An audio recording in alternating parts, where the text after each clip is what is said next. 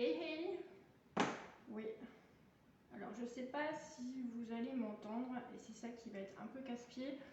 J'ai mis une oreillette mais voilà, s'il y a quelqu'un qui me regarde, s'il peut me dire s'il m'entend, ce serait hyper bien. Voilà, aujourd'hui je me lance pour mon premier live. C'est vraiment un nouveau format pour moi et j'espère que ça va vous plaire. En fait, je voulais profiter d'une recette que j'ai créée pour la boutique qui est à Goncourt de jeux et de jouets, ça s'appelle le Coq à l'âne. Et normalement, en fait, on faisait une soirée pour la Saint-Valentin et je lui avais créé un petit gâteau en forme de cœur. Je vais vous montrer. En fait, je perds mon oreillette. En fait, c'est ça, c'est le moule Silicomart. Et en fait, c'est un kit. Donc, tu as le kit avec le fond de tarte et le cœur, en fait, comme ça par-dessus. Ce qui fait que tu peux faire une tartelette assez sympa, en fait, avec pas forcément beaucoup de matériel.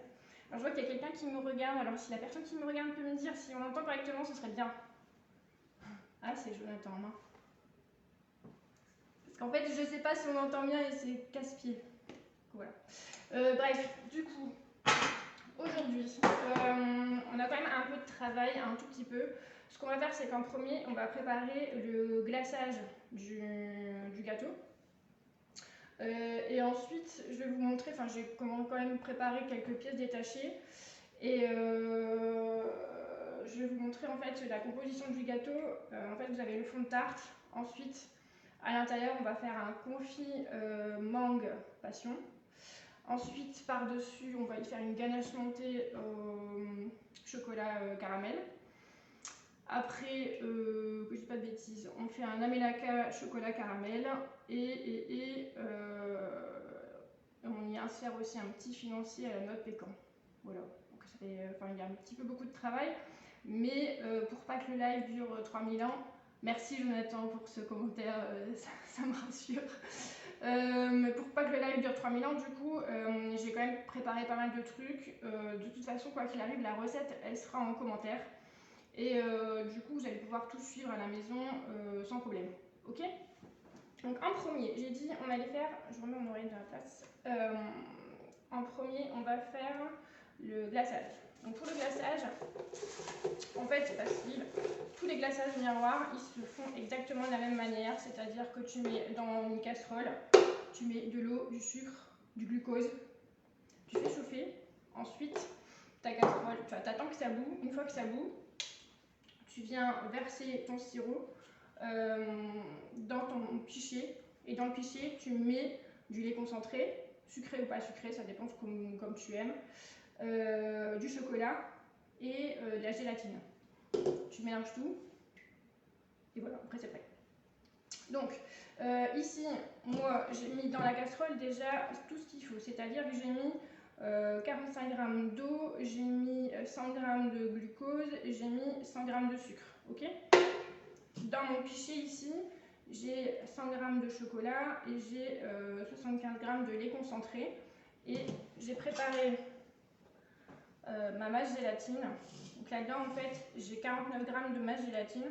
Donc 49 g de mâche gélatine, en fait, pour être clair, c'est 7 g de gélatine en poudre que tu réhydrates avec 42 g d'eau.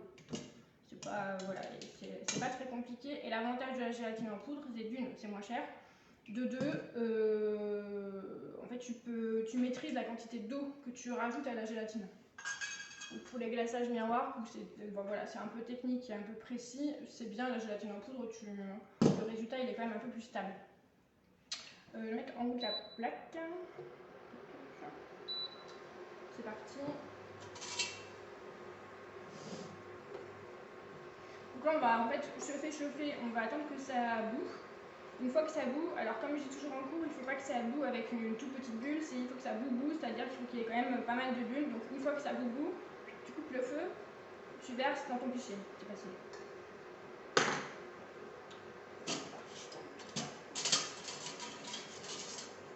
On va y rajouter aussi notre colorant rouge là, je vais mettre. Donc, c'est du colorant hydrosoluble. Il est super bien celui-là. C'est Déco Relief qui fait ça. C'est au chocolat rouge, rouge Père Noël. Pas trop de saison, mais pas très grave. Donc, tu mets ton colorant dans le sirop.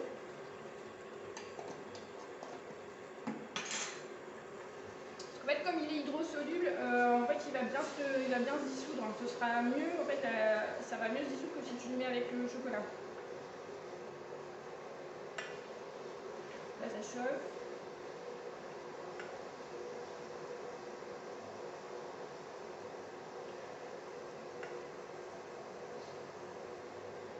N'hésitez pas à mettre des commentaires, que je me sente un peu moins seule dans ma cuisine, ça fait très bizarre.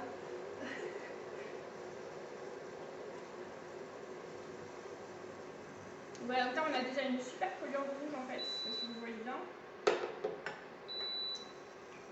Là, ça chauffe, on est presque à totale ébullition.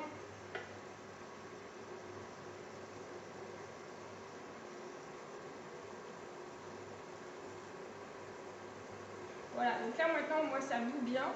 Une fois que ça bout bien, j'éteins. Je verse dans mon pichet.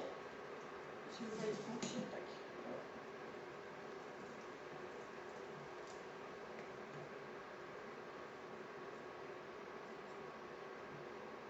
Ça, je débarrasse.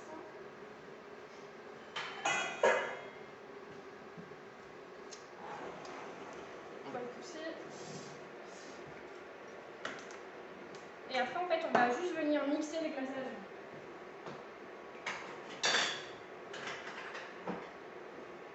Si je mets pas l'embout mixeur, ça marche moins bien. Alors, tac. Et donc là, on mixe au mixeur plongeant.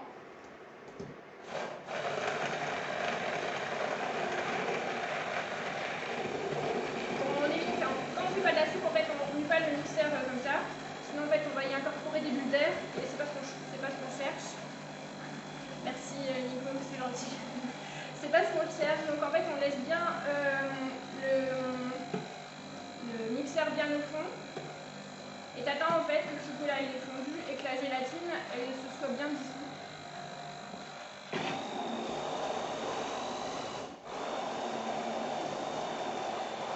Moi là j'ai mis du lait concentré qui n'est pas sucré. Du coup le glaçage il a tendance à mousser un peu. Mais après faut pas trop s'inquiéter parce qu'en fait quand il refroidit, ça s'épaissit et du coup les bulles elles disparaissent. Hop. Voilà, je sais pas si là vous le voyez bien. Il est trop sec. Alors ensuite, ça.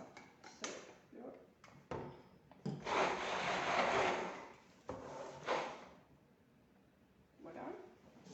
Le glaçage pour qu'il refroidisse plus vite parce qu'on ne va pas y passer 3 jours non plus. Ça sera très clair pour le goûter. Ouais, il y a des chances, je pense. Il y a des chances. Ça, en fait, je vais le transvider dans un récipient que j'ai déjà mis au frigo un petit peu. Comme ça va refroidir plus vite.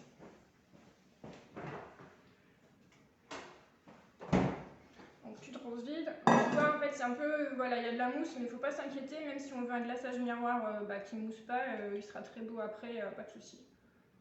Voilà. Hop, et ça, on le met à refroidir. Moi, je vais le mettre dehors, en fait, parce qu'en plus, comme il y a un peu de vent, mon frigo s'en portera mieux et ça va très bien marcher.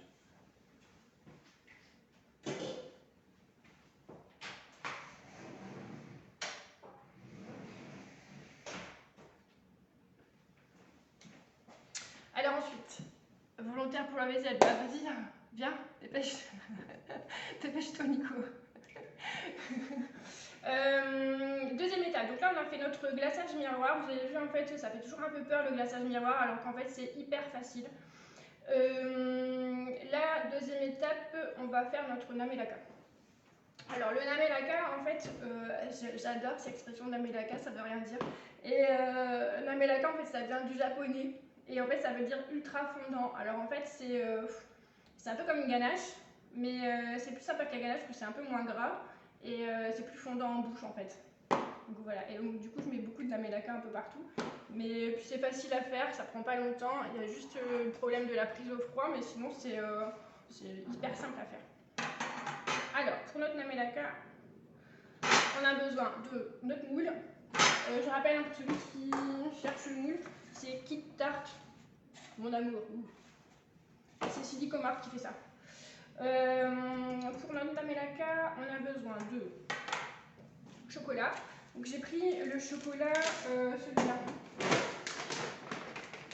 le Zéphyr Caramel. Alors il est bien, parce qu'en fait là si tu vois en fait il est ultra fluide et du coup à travailler c'est super sympa et accessoirement il est vachement bon. Donc là dedans on y a, enfin j'ai déjà préparé, on a 150 g de chocolat. Ensuite on va faire tremper une feuille de gélatine dans de l'eau froide. Ça c'est ok pour moi. Ensuite on va faire préfondre notre chocolat en fait. Parce que le principe de la namelaka, c'est pas très compliqué, c'est tu verses du lait chaud sur ton chocolat, tu fais dissoudre ta gélatine dedans et après tu rajoutes ta crème froide et tu fais prendre ça au froid. Donc en fait, le namelaka pour qu'il se comporte bien et qu'après que tu le démoules, que tu n'aies pas de surprise et que ça se liquéfie, il faut que tu fasses d'abord gélifier au frigo et une fois que ça a gélifié au frigo, tu peux le mettre au congélateur. Voilà, pas très compliqué. Ma casserole, ce serait bien de la trouver. Je vais mettre un fond d'eau.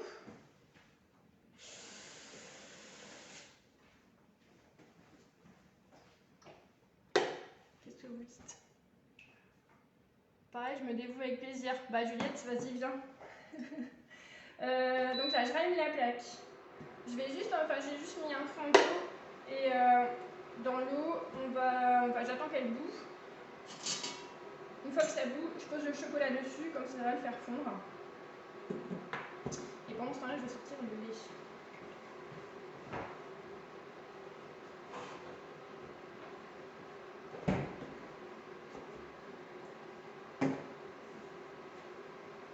Donc de temps en temps, quand vous avez un glaçage que vous laissez refroidir comme ça et que vous allez utiliser assez rapidement, il faut de temps en temps aller le remuer parce qu'en fait vous avez une petite pellicule qui se forme en surface, c'est des petites bulles en fait dont je vous ai parlé tout à l'heure. Donc voilà, on peut toujours le passer au tamis quand on va l'utiliser, mais globalement si tu le remues de temps en temps, après tu n'as pas forcément besoin de le passer au tamis. Donc si vous pouvez me faire penser de temps en temps à les remuer le glaçage, c'est bien. Mais ça si je le fais en haut, ça marche moins bien. Ça c'est parti.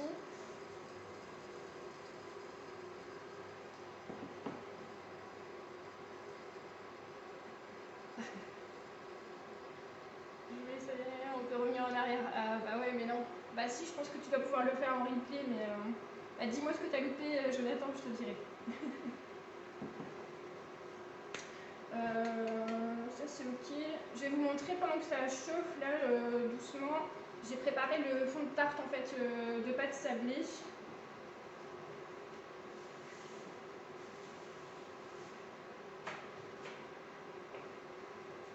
Hop. Là, je sais pas si vous voyez bien. Voilà. Donc lui il est prêt. Donc ça j'ai pas voulu vous le montrer en fait en vidéo parce que c'est un petit peu long et il y a la cuisson au four, etc. Donc voilà, si vous voulez que je vous montre une fois comment on fonce bien un cercle correctement, je le ferai. Mais là pour pas que, enfin pareil, je veux éviter un live qui dure 3 heures. Donc du coup j'ai déjà préparé. Alors, notre eau est bout. Du coup, tu poses ton petit récipient par-dessus. Avec la vapeur, du coup, ça fait fondre le chocolat et ça évite que ça crame.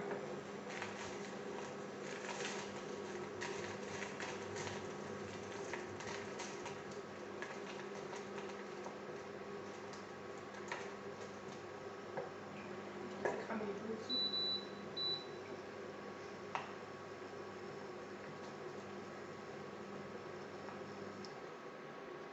Bon, Juliette, je t'attends toujours pour la vaisselle.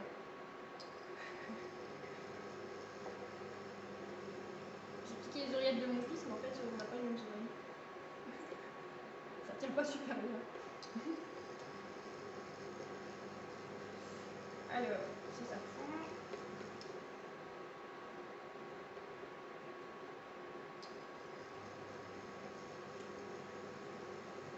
Après, le principe du namelaka avec le chocolat, c'est exactement le même pour tous en fait. Hein. Là, ça dépend de. Enfin, c'est pas. Prenez le chocolat ici caramel, le chocolat blanc, le chocolat noir, c'est exactement le même principe. Il n'y a pas de technique particulière selon la nature du chocolat. C'est bon, c'est dommage que tu n'aies pas les odeurs, ça sent bon. Voilà, donc là le chocolat il est fondu, tu vois, super fondu. Hop, ça j'éteins. Je vais vider l'eau de la casserole.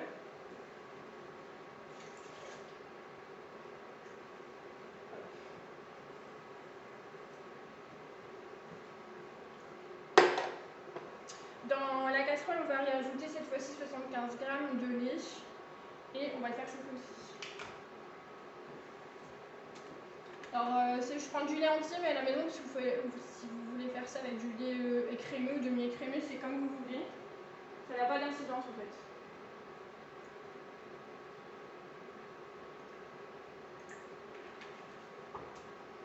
Voilà, donc là, moi j'ai mis 75 g de lait. C'est parti. Donc là, on n'a pas besoin de le faire chauffer beaucoup en fait.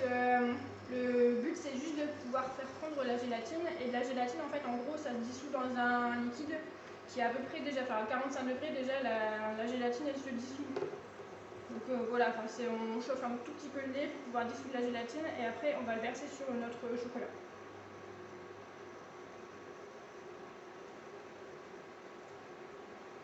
Hop, ça c'est chaud.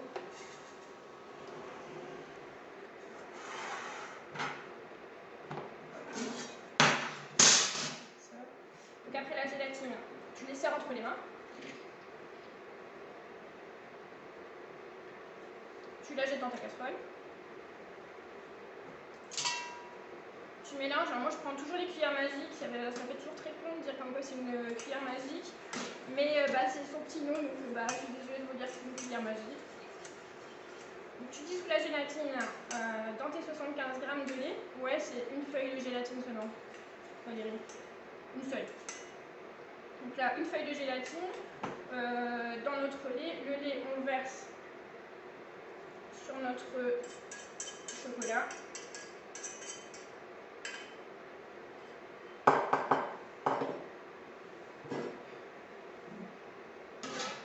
Et après, on va mélanger ça. Vous voyez bien? Ouais, après. Bon, après, là, il n'y a franchement rien de compliqué. Salut Cédric, ça va bien? Ouais, c'est sympa, j'ai tous les copains pour mon premier live, c'est cool. En fait, j'avais un peu peur qu'il y ait personne, donc voilà, au moins je me sens pas toute seule.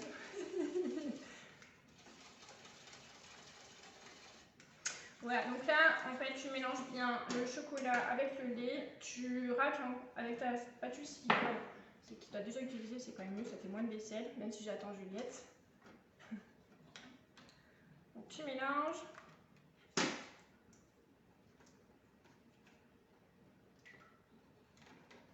Voilà.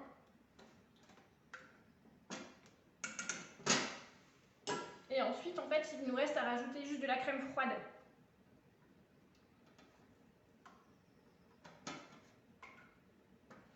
Donc la crème froide, que je dise pas de bêtises, il faut 165 g de crème. Donc pareil, on met de la crème entière plutôt que la léger, c'est bien connu. Il y a de l'eau dedans, on ne veut pas d'eau dans notre préparation. Donc là, on va juste rajouter 165 g de crème. On va peser ça.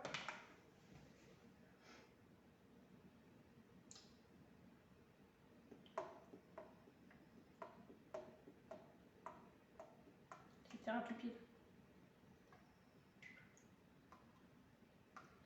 61, 64, 65.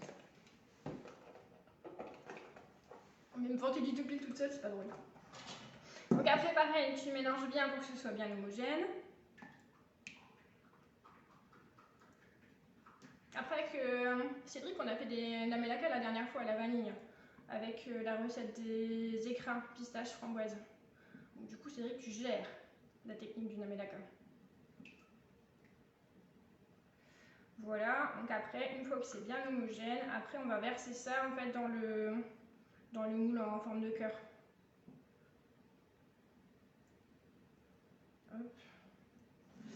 Voilà. J'ai préparé une petite plaque à lu pouvoir transporter le moule. Tu verses la préparation dans le cœur.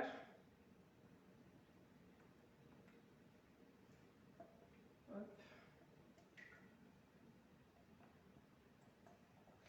Tu fais la vaisselle.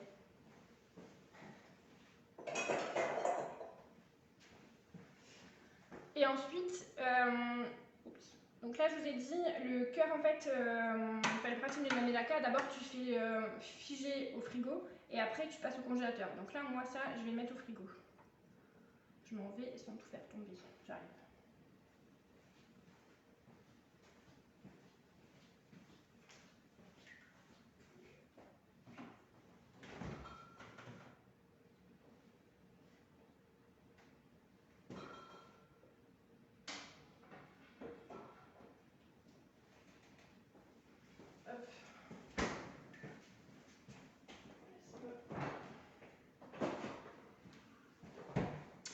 Je vais ranger le lait et je vais donner un petit coup de spatule dans le glaçage.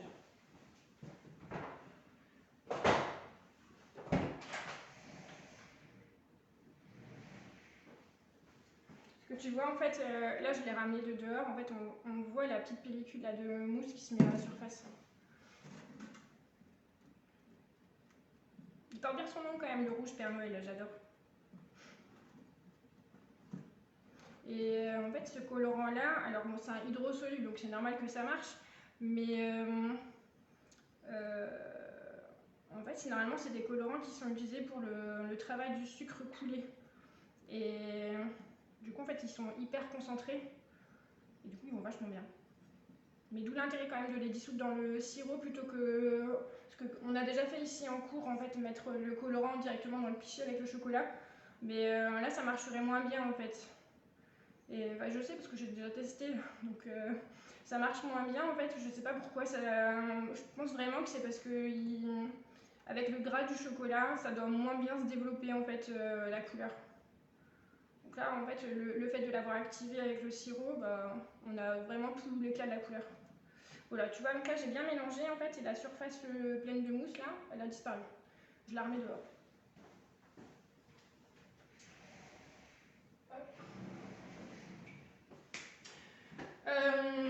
Il y avait une petite question. Un cœur de la même taille que le premier ou un peu plus petit, c'est-à-dire, j'ai pas suivi. Ah oui, alors la cuillère magique, bah écoute, j'en vends si tu veux.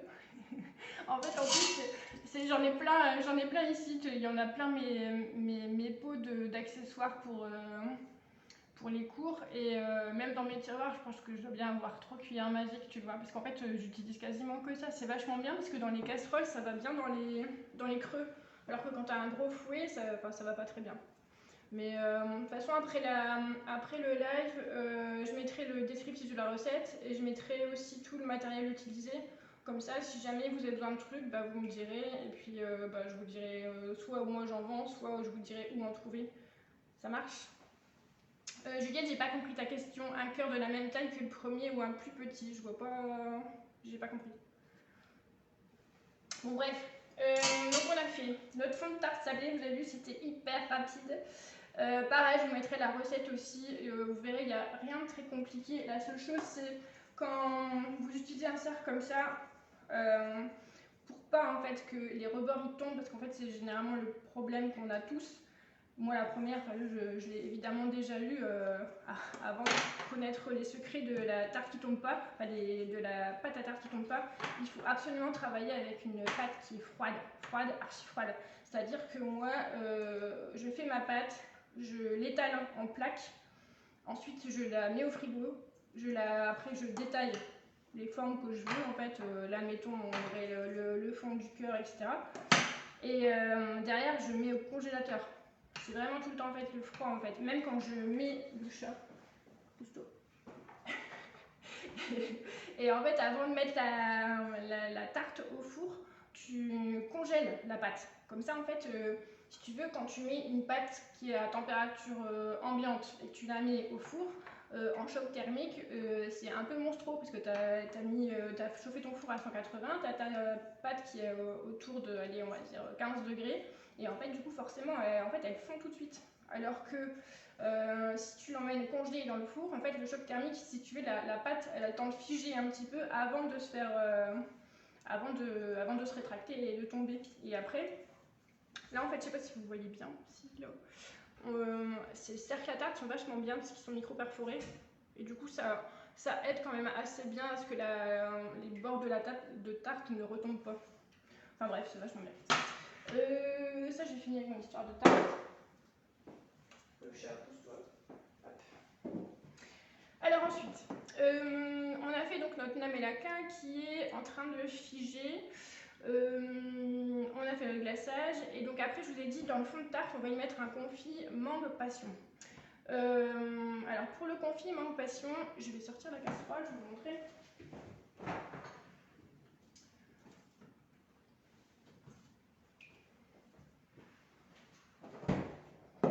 Donc ça c'est ma casserole avec le confit mangue passion, ok. Bon, j'ai déjà fait, je sais, mais pareil, hein, c'est juste qu'en fait il faut que ça refroidisse et je vais pas tout vous mettre en direct sinon ça va être trop long. Mais je vais juste vous expliquer comment ça marche. En fait, pour faire un confit de fruits, tu mets, là ici j'ai mis moite-moite en fait, j'ai mis 100 g de purée de mangue, j'ai mis 100 g de purée de passion et après j'ai rajouté 4 g de pectine avec 50 g de sucre. Donc quand tu utilises de la pectine, ce qu'il faut c'est que tu prends un petit récipient, tu pèses tes 4 g de sucre, tu pèses ton sucre, tu pèses tes 4 g de pectine et ton sucre, tu mélanges tout pour que en fait quand tu vas intégrer ton mélange pectine-sucre à ton mélange de fruits, ça passe pas de petits grumeaux. Parce qu'en fait c'est un peu comme, quand tu compares avec la maïzena, tu vois, ça a tendance à faire des espèces de petits grumeaux, bah là c'est pareil. Donc là quand tu incorpores la pectine-sucre à tes fruits, et ben j'ai déjà dit. Bref, je m'en mêle. Tu mets ton pectine et ton sucre bien mélangé et en fait tu l'incorpores à ton mélange de fruits quand c'est chaud. C'est-à-dire que tu fais chauffer ton liquide à peu près pas très très chaud. En fait, dès que tu vois que ça fume, tu peux commencer à incorporer ta pectine en fait petit à petit. Et ensuite, il faut absolument que tu laisses à peu près 1 minute d'ébullition. Parce que la pectine, elle s'active en fait quand à forte température, on va dire. Alors je sais plus la température exacte, mais il faut vraiment que ça boue. Donc une fois que ça boue, tu attends une bonne minute et après tu coupes. Voilà, c'est tout. Enfin, il n'y a vraiment rien de compliqué. Donc après, tu vois, là c'est ce que j'ai fait hier. Et donc là j'ai fait exprès en fait, je voulais laisser dans le fond de la casserole. Donc ça, tu mets au frigo. Et après, quand tu veux l'utiliser,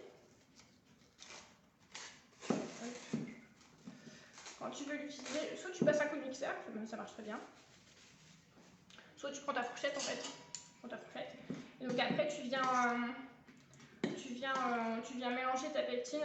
Alors ce qui est vachement bien avec la pectine, c'est que c'est un gélifiant en fait, comme la gélatine. Sauf que si tu fais la même chose en fait, en mettant purée de fruits avec de la gélatine, quand tu vas vouloir mélanger, ça va faire plein de petits cristaux en fait, de petits cubes là. Et en bouche en fait c'est pas bon.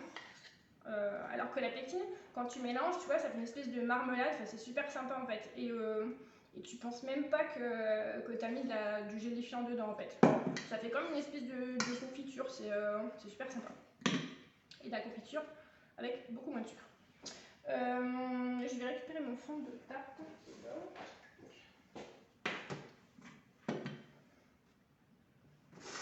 Alors, pour notre fond de tarte et pour garnir ici notre confit, on va utiliser une poche. Donc là, j'ai ça comme support à poche à l'huile. Alors en fait, c'est pile poil taillé pour, tu vois, c'est la forme des poches. Après, c'est bien, c'est pratique. Et si jamais t'as peur, et ben, soit tu fais comme les pros. J'ai le chat qui fait un bruit. Soit tu fais comme les pros et en fait tu te débrouilles avec tes mimines. Et si jamais tu n'y arrives pas, tu peux toujours aussi mettre ta poche dans un pichet, ça marche aussi très bien. Donc ça en fait on va vider ici. J'ai plus de spatule.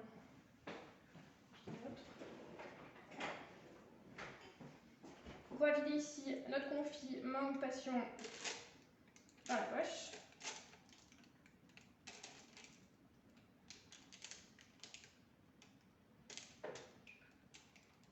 Voilà.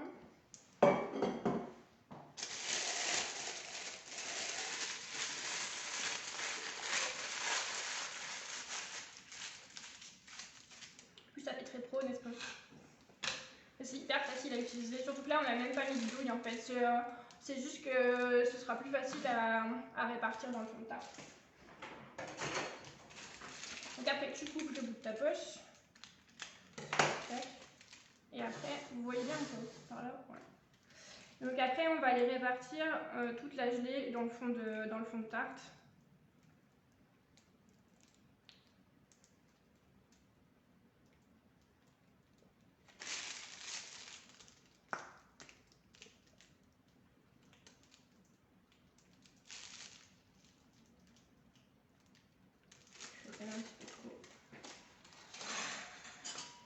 Donc après, tu prends une petite spatule coudée, c'est pratique, t'étales ton confit.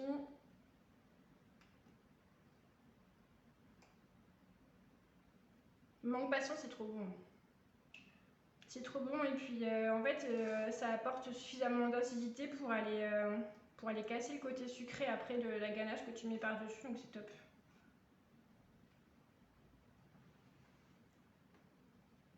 Voilà. Bon, après tu lisses grossièrement. Voilà. Donc elle, on y a mis notre confit, c'est ok. Qu'est-ce qu'il nous manque? Il nous manque notre ganache montée. C'est notre prochaine étape. Pour la ganache montée, hop, ça on va laisser de côté.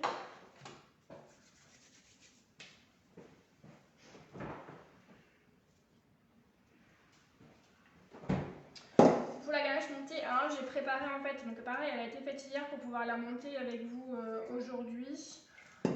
La ganache montée, dedans j'ai mis 66 g de chocolat, j'ai mis 88 g de crème.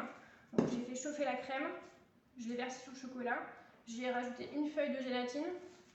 Et après, une fois que tout ça s'était bien mélangé, j'ai rajouté 175 g de crème froide. Voilà, tu mélanges tout, tu filmes au contact et puis tu mets au frigo.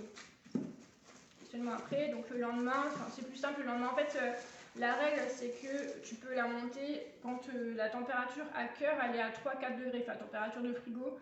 Et voilà, si tu veux pas te prendre la tête et que tu veux pas, avec ta pâte à remettre non plus, et ben tu la fais la veille et tu la montes le lendemain, comme ça t'as pas de soucis. Alors pour monter la crème.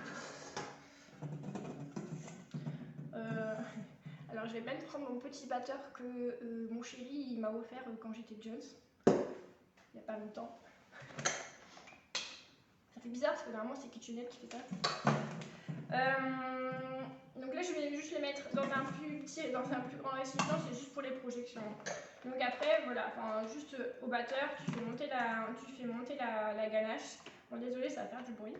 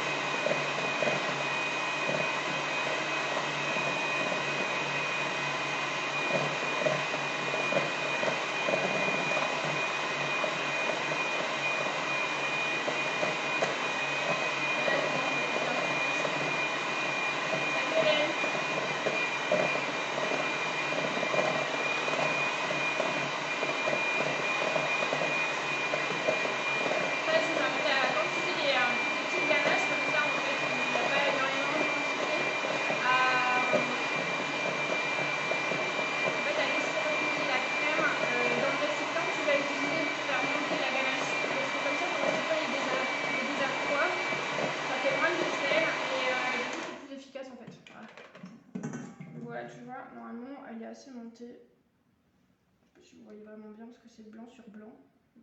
On va voir avec la spatule.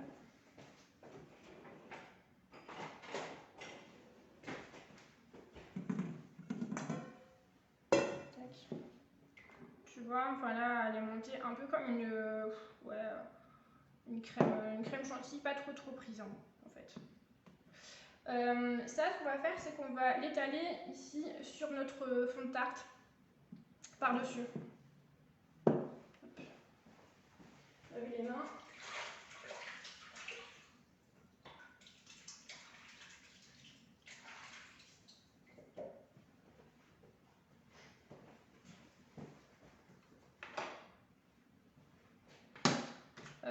Ça, c'est ok. On va réutiliser une poche.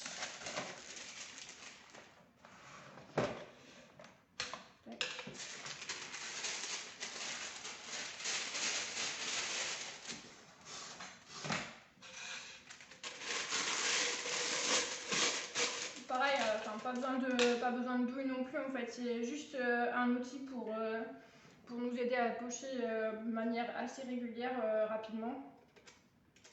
Donc je transige la ganache, bon, je pense qu'il y en aura un petit peu trop.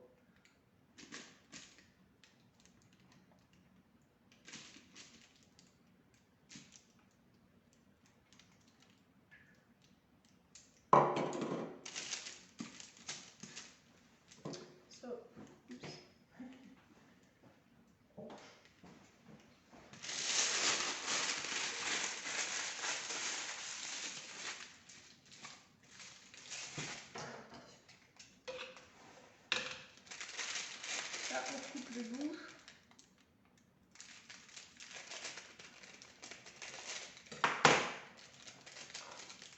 Et après, on est reparti pour notre pochage.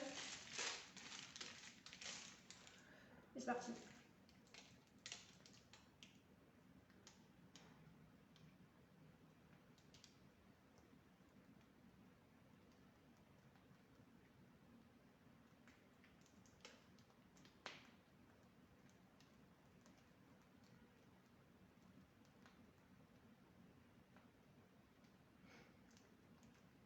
C'est beau.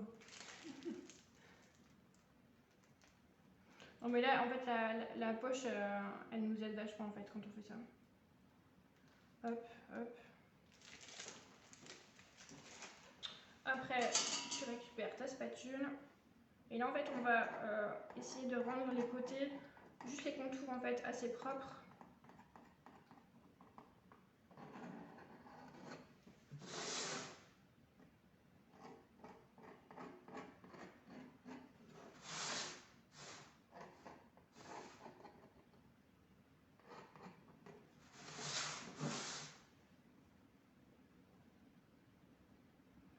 Un peu généreux sur le centre.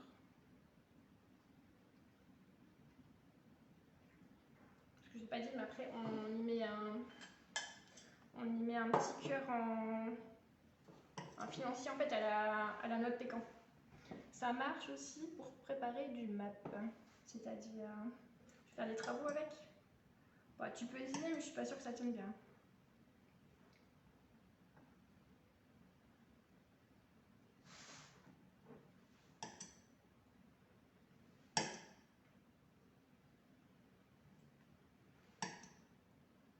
Voilà.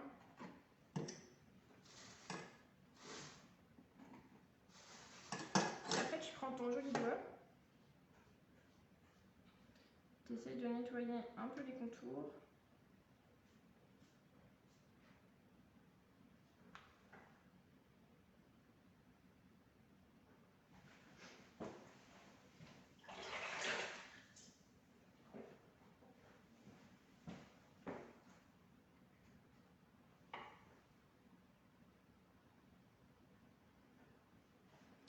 Voilà, toc, toc.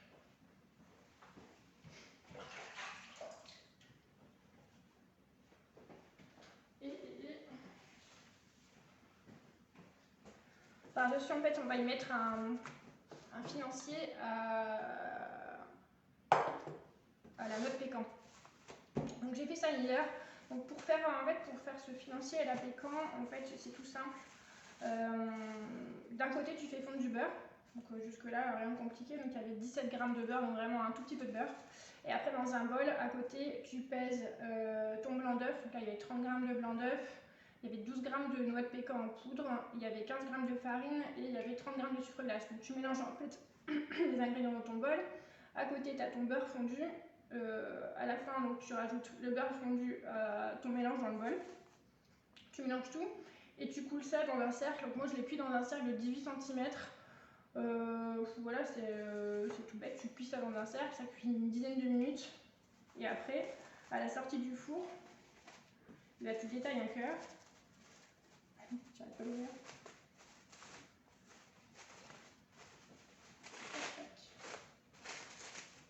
Voilà. Donc là, je m'étais fait j'avais fait un petit gabarit. J'avais triché, hein, j'ai utilisé là on l'a rangé, mais en fait avec un carton, j'ai pris la dimension interne du cœur dans lequel on a coulé le namelaka. Et comme ça, j'avais une idée approximative de la taille du cœur. Et donc après, tu vois, j'ai découpé sur du papier sulfu. Et après, donc mon papier sulfu, je l'ai posé sur mon biscuit à la sortie du four. Et avec un couteau, j'ai fait le tour, comme ça j'ai détaillé mon cœur. Voilà, facile. Donc ça, du coup, on le met sur notre ganache. Donc, tu peux légèrement appuyer.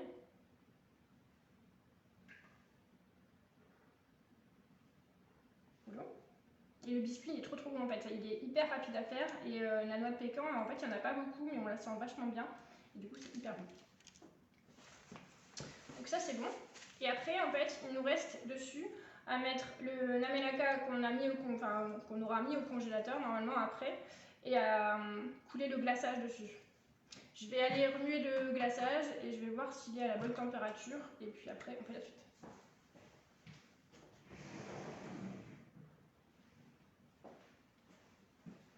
Alors notre glaçage, tu vois, en fait on voit qu'il a quand même bien épaissi.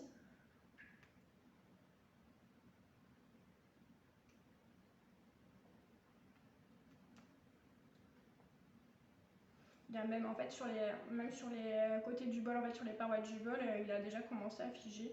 On doit pas être trop mal en température. Donc là on n'a pas discuté du pourquoi, du comment, du lait concentré sucré ou pas sucré.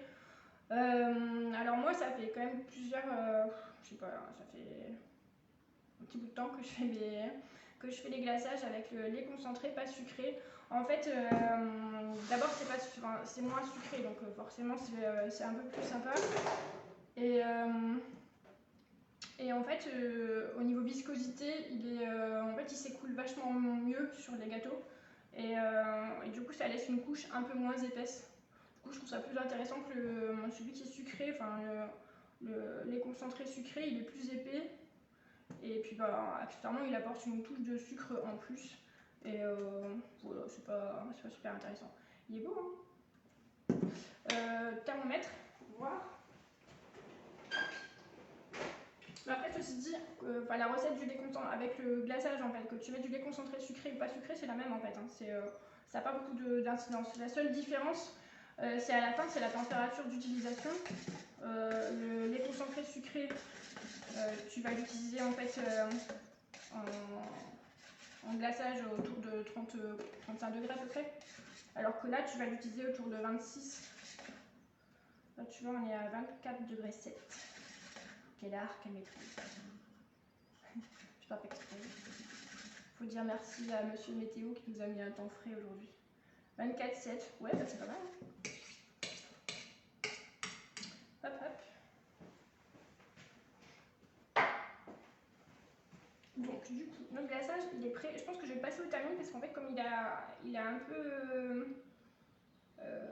il est un peu coagulé, on va dire, sur les bords du bol et que, évidemment, je veux quelque chose de bien lisse, on va le passer au tamis. Et après, on va glacer le pire. Pour glacer, on a besoin d'une plaque.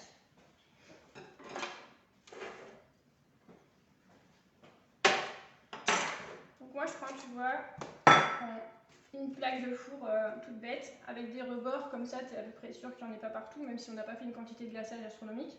Et après par-dessus tu viens y mettre du film alimentaire. Alors je sais c'est pas très écolo, je sais, c'est pas la peine de râler, mais en fait c'est tellement pratique que du glaçage à nettoyer dans les éviers c'est la galère totale. Et alors que là en fait c'est soit tu le récupères, tu peux le remettre en fait dans un pichet et le réutiliser par la suite, ou alors tu fais un paquet cadeau avec ton papier et tu le mets à la poubelle. Et ensuite, moi, alors j'appelle ça un plot, mais c'est pas un plot, c'est juste un récipient, tu vois, tout bête, du Rolex, pas trop quoi, là, tu pourrais prendre des biscuits apéro dedans. Et en fait, moi je le mets comme ça au centre, comme ça fait un plot de glaçage. Je pose mon gâteau dessus, ce qui fait que quand je coule le glaçage après, tu peux facilement en fait aller couper ce qui dépasse.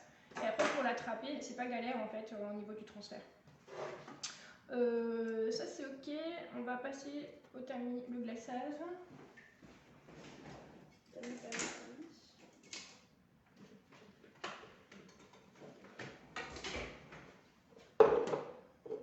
Du coup tu prends un pichet, un tamis.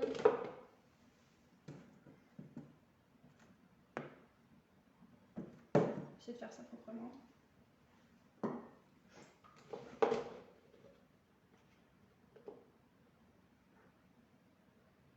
C'est beau, hein?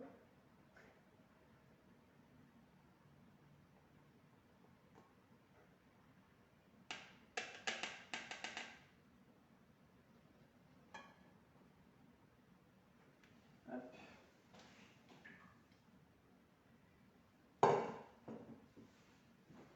Bon, j'ai pas trop raclé en fait, parce que comme ça avait un peu attaché. Voilà, comme ça notre glaçage il est prêt. Et on n'a plus qu'à glacer. Donc moi, évidemment, je vous ai fait un omelaka en fait d'avance qui est au congélateur. Du coup, on n'a plus que, comme ça vous allez voir en direct le glaçage, si vous voyez bien. Et puis après, on n'aura plus qu'à le transférer. Je vais le chercher.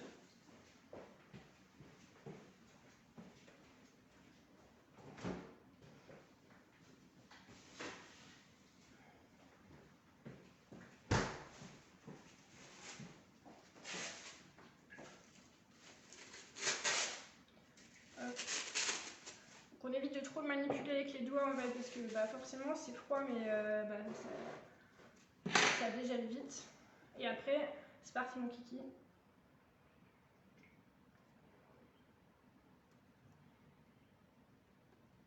Et normalement c'est ok, il y en a partout. Tu vois, même du glaçage en fait, ça sert à rien de vouloir mettre une épaisseur, une quantité astronomique de glaçage. Une fois qu'il y en a partout, c'est pas la peine de vouloir repasser et passer, parce que ça fait de la surépaisseur et ça risque de faire des traces en fait, donc c'est moche.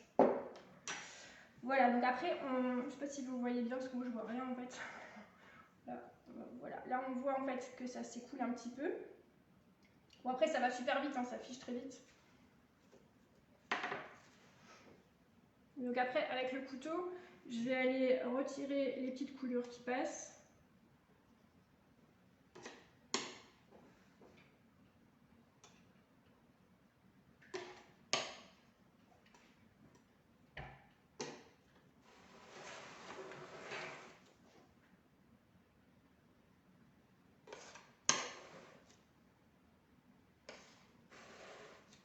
Voilà.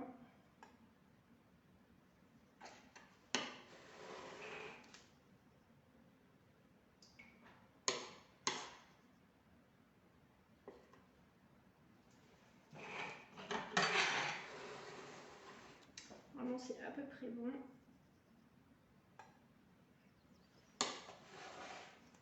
Il faut quand même pas trop que ça coule, parce que si ça coule là, ça va couler après sur notre fond de table, donc ça va être moins beau. Je pense que c'est bien.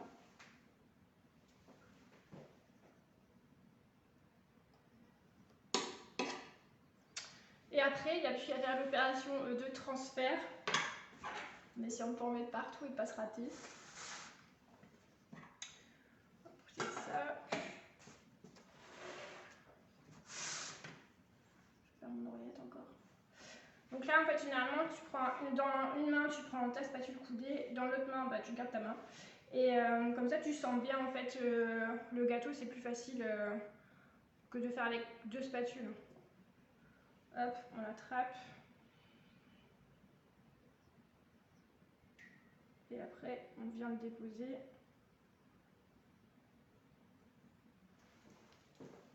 Rouleau.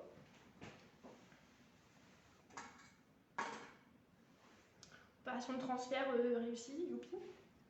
Ensuite, on va débarrasser ça.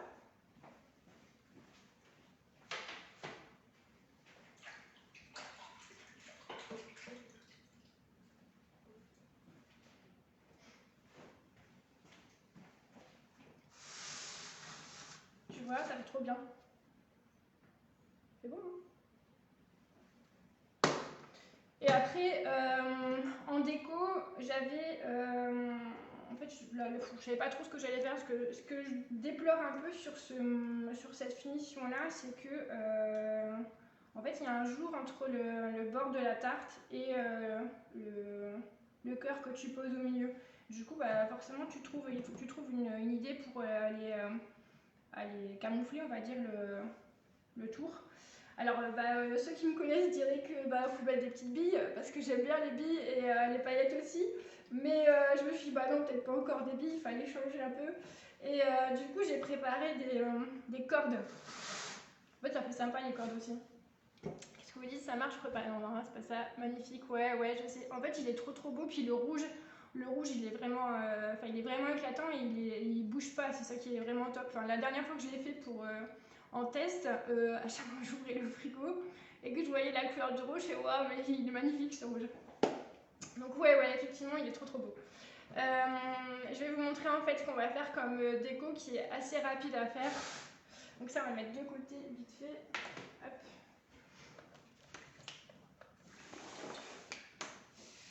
Alors, je vous montre. En fait, j'avais dans mes tiroirs un truc de déco que j'avais encore jamais utilisé. En fait, j'étais allée en stage de formation une fois avec une dame qui faisait, avec une chef qui faisait des grandes cordes en chocolat plastique. Et je trouvais ça super sympa, sauf que son moule, en fait, pour le réutiliser, c'était 80 €, je crois, le moule. Enfin, je trouvais ça complètement hors de prix.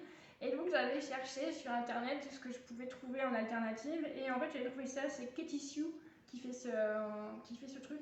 Donc là, je vous montre de près. En fait, tu as différentes sortes de cordes. Bon, c'est toutes les mêmes cordes, mais elles sont de plus en plus épaisses. Et je me suis dit, mais dans le fond, on pourrait mettre de la corde en fait sur le tour du gâteau. Et du coup, on utilise pour ça de la pâte à sucre. Alors, vous savez que je déteste la pâte à sucre. Je sais. Mais par contre, pour les petits éléments de déco, quand même, ça fait bien le job. Du coup, je vais vous montrer. Alors, j'en ai préparé un d'avance. Mais je vais vous montrer quand même. C'est rapide et franchement, ça fait joli. On a un couteau.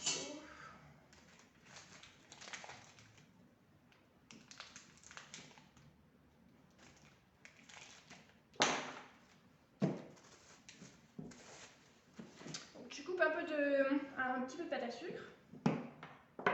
Tu t'assures que tu as les mains propres parce que sinon, en fait, tu vas en mettre plein ta pâte à sucre. Tu la réchauffes un petit peu entre les mains.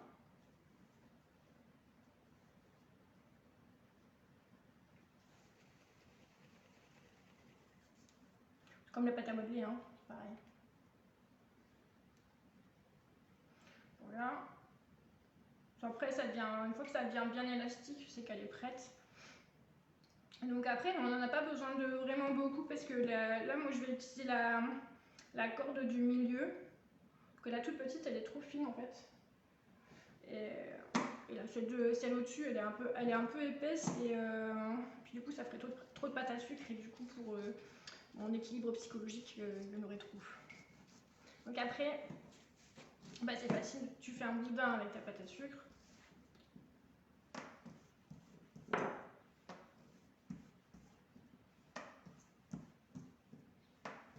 Tu essaies de le faire à peu près déjà à la taille du moule.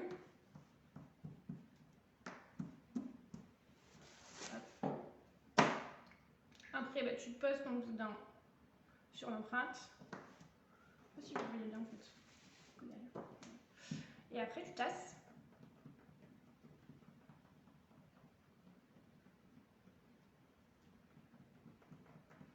Voilà.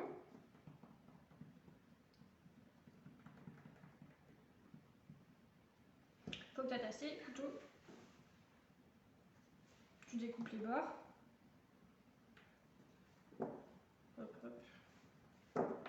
Et après, t'as plus qu'à démouler. Donc, en fait, l'avantage, c'est que ça se démoule vachement bien. T'as pas besoin, enfin là, moi sur ce moule-là, j'ai pas besoin de mettre de la farine ou du sucre glace ou je sais pas quoi pour pas que ça colle. Ce serait plutôt du sucre glace, mais.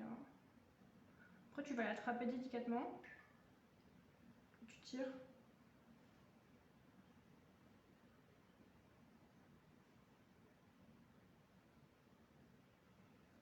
Hop. Voilà. Après, tu vois, enfin, ça fait une jolie corde en fait, c'est super sympa. Si vous voyez bien, mais. Enfin, bref, c'est beau. Et après, il n'y a plus qu'à mettre sur le cœur.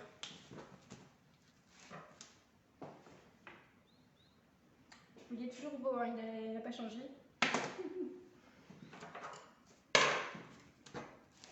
Hop.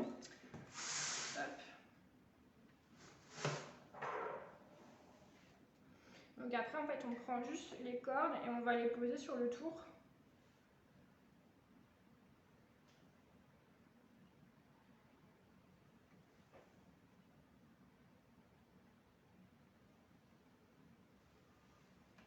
Là, j'enlève, enfin, avant de lancer le live, j'en ai fait 3.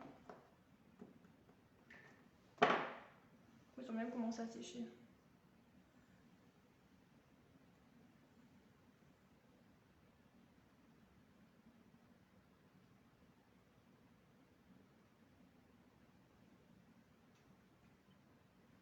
Voilà. La dernière. Évidemment, elle va être trop longue.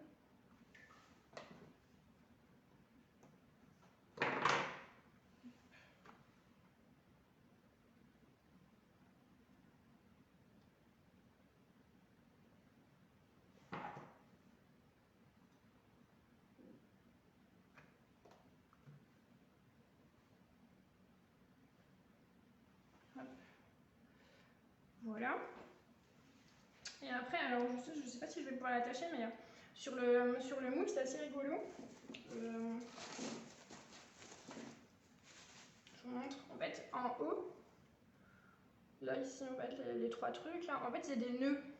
C'est des nœuds de corde. Et du coup, j'avais pas fait ça la dernière fois, mais quand tu peux mettre du coup la pâte à sucre dans les nœuds là. Et si tu le mets en bas, ça fait le raccord des cordes. Du coup, c'est plutôt rigolo. Sauf que pour l'attacher, ça va être un peu la galère.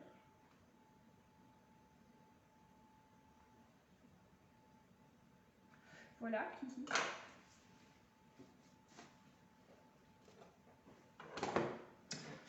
Et le gâteau, je vous montre. Une classe de dingo. Et tu vois, on voit le nœud, tu vois le bout de la corde là, c'est rigolo. Voilà. Et ben du coup, on a réussi en, je sais pas, il est quelle heure, 1h15, peut-être un tout petit peu plus d'1 heure, à vous montrer un peu comment monter ce petit cœur mangue passion ganache chocolat caramel. J'espère que ça vous a plu. Je vais vous mettre de toute façon, quoi qu'il arrive, la recette complète après dans les commentaires, je pense. Je sais pas trop comment ça marche, mais je vais vous mettre ça. Et je vous mettrai aussi le matériel que j'ai utilisé pour que, voilà, si vous avez envie d'investir, et ben, ce sera possible. Et voilà, donc n'hésitez pas à liker mon live et puis évidemment à le partager. Comme ça, voilà. Enfin, si c'est un format qui vous convient bien, bah, moi j'essaierai de penser à des petites recettes sympas qui peuvent être réalisables en live. Et voilà, pour moi j'ai trouvé que c'était plutôt rigolo à faire. Voilà, voilà. Et bien, merci beaucoup pour le live, yes, à très vite pour le prochain. Oui, on va essayer de faire ça très vite. En tout cas, on est le 13 février, c'est pas encore la Saint-Valentin, mais on va dire que même si c'est un peu commercial sur les bords, on va dire bonne fête à tous les amoureux. ceux qui sont pas amoureux, aux futurs amoureux. Et puis vive l'amitié et vive l'amour. Salut les copains, à bientôt.